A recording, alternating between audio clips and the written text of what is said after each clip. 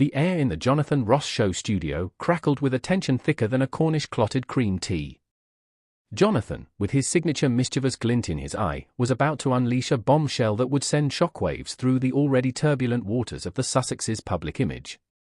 Meghan Markle, the Duchess of Sussex, had issued a rather, shall we say, demanding edict. She was to be addressed as Your Royal Highness during her appearance on the show. Now, let's be honest, Meghan's penchant for protocol and pomp has been well documented. Remember the infamous tiara debacle that nearly derailed her entire wedding? Or the frosty exchanges with palace staff over seemingly minor etiquette breaches? This Your Royal Highness request, however, felt like a bridge too far, even for the most seasoned royal watchers. Jonathan, ever the seasoned pro, decided to play this one carefully. He began by acknowledging Meghan's arrival, a practiced smile playing on his lips. "Welcome, Your Meghan," he drawled, his voice dripping with mock deference. The studio audience erupted in nervous laughter, a ripple of unease washing over Meghan's face. "Jonathan," she began, her voice tight, "the correct form of address is Your Royal Highness."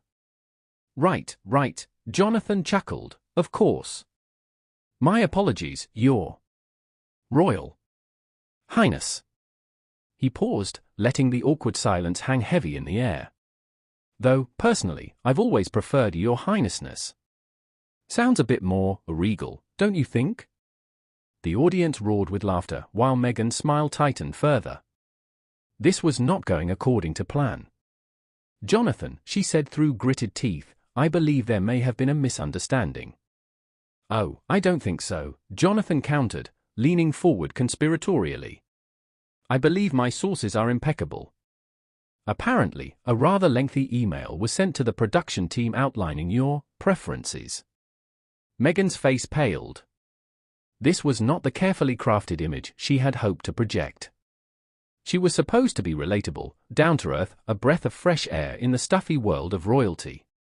Instead, she was coming across as entitled, demanding, and frankly, a bit of a diva. I don't recall sending any such email," she stammered, her voice wavering. "Oh, really?" Jonathan raised an eyebrow, a mischievous glint in his eye. "Perhaps it was misplaced?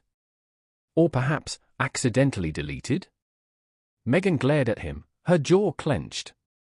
This was turning into a disaster.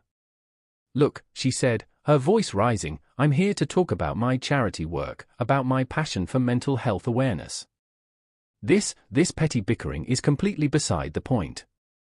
"Petty bickering?" Jonathan scoffed. "I wouldn't call it petty. I call it upholding standards.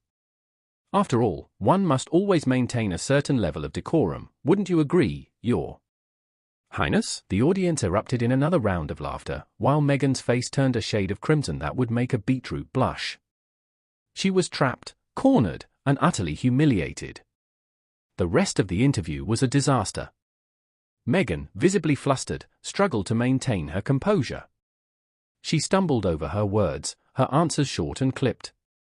The sparkle in her eyes, the warmth of her personality, seemed to have vanished, replaced by a cold, calculating glare. The Your Royal Highness incident, of course, became instant fodder for the tabloids. Headlines screamed Meghan Markle's royal tantrum, and Duchess demands divine right. The public, already weary of the Sussexes' seemingly endless stream of pronouncements, reacted with a mixture of amusement and disgust. This, however, was just the beginning of the backlash. The incident seemed to confirm the worst fears of the British public, that Meghan Markle was a social climber, obsessed with status and privilege. It painted a picture of a woman who believed she was above the rules, a woman who expected to be treated like royalty, even when she was no longer a working member of the royal family. The damage, however, was already done. Meghan Markle, once seen as a breath of fresh air, was now increasingly perceived as a demanding, entitled diva. The Your Royal Highness incident, a seemingly minor misstep, had irrevocably damaged her public image, leaving a stain on her reputation that may never fully fade.